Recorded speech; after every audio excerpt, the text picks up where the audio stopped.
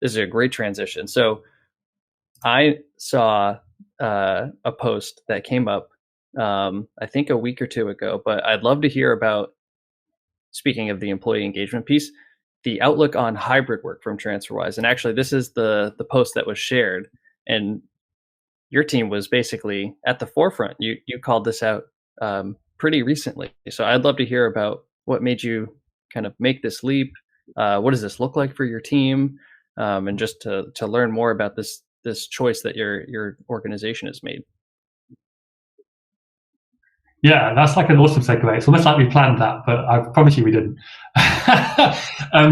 Yeah, for us, really, like this hybrid model that we've introduced at TransferWise really started with our Wisers, and we started very much at a grassroots level in terms of just employee engagement surveys, getting a sense of like the feeling and sentiment on the ground.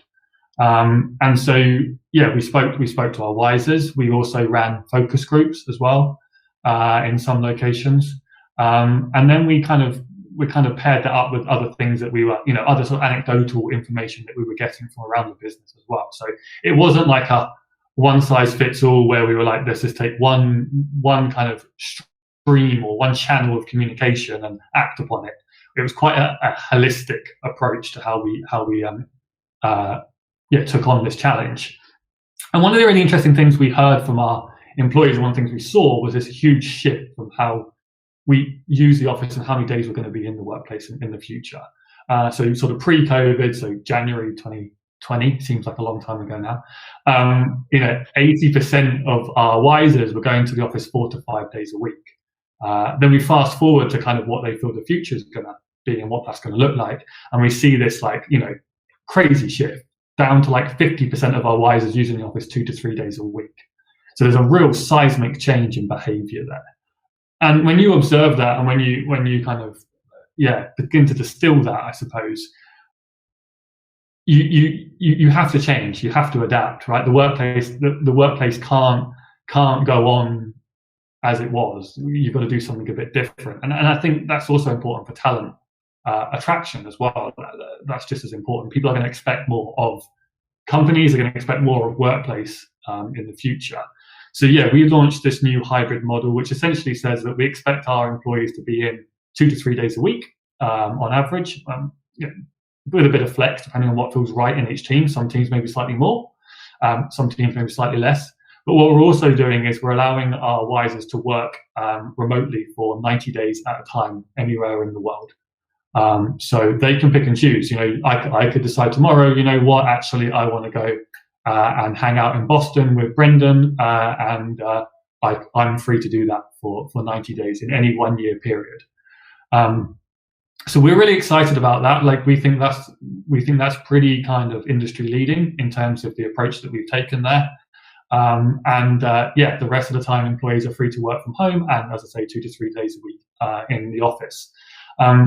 Well, one of the really interesting things we also observed through the survey was that actually over 80% of our employees are missing social interaction.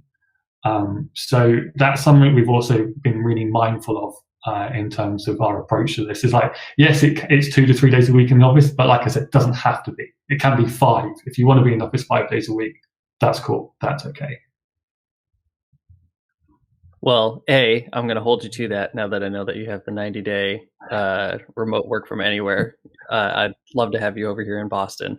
And yeah, I think it seems like the 2 days a week to 3 days a week seems like the sweet spot. I think Salesforce announced that last night or yesterday that they're doing a similar shift. I'd love for them to take all of the check boxes that you just hit. I think your team has a few extras on there when it comes to the ultimate level of flexibility, but I feel like that's the right balance. I know for me personally, I'm a big in-office person. My fiance says that I'm a bee in a jar when it comes to working remote. I'm really missing the social interaction, so I can't wait to get back. But I know that it's the inverse for a lot of other folks that have really thrived in having that flexibility. So that's really cool to hear from kind of your team's perspective and what they really want. It sounds like you're listening pretty closely to what your employees are expecting. And I think that in the employee retention and recruiting piece of that, when it comes to the expectations of flexibility, is going to be huge as well. I think you had mentioned a little bit about that. Yeah, and I think for me, like for too long, and I don't mean this in a detrimental way, but I think for too long, workplaces kind of somewhat gone around with their fingers in their ears a little bit. It's like we know what's best, like we execute and we get stuff done. And it's like, well, okay, but how have you engaged with your customers on that? Like, how do your customers actually feel about that? And it's slightly simplistic view, but like if you're in your everyday life, if like there's a consumer product that you don't like or doesn't behave in the way you want it to, you go and find something else. Whether that's a pair of headphones or your grocery store, right? Like you vote with your feet and you choose to go elsewhere. And so why should the workplace be any different? The workplace is a product like any other. And so I think we have to be really cognizant of that as professionals. Like now is our opportunity as a community, as a workplace industry to like make change. There's never been a better opportunity than now, in my opinion. We've got that real opportunity to press reset, and we should grab it. By both hands. I saw a really cool quote on LinkedIn where someone was like, "Last year was a disaster ground. This year's a playground." And that like really kind of that really chimed with me because I think that's so true. The other thing I would say on hybrid working as well is like there was so much knee-jerk reaction like 12 months ago, like all these crazy sensationalist headlines.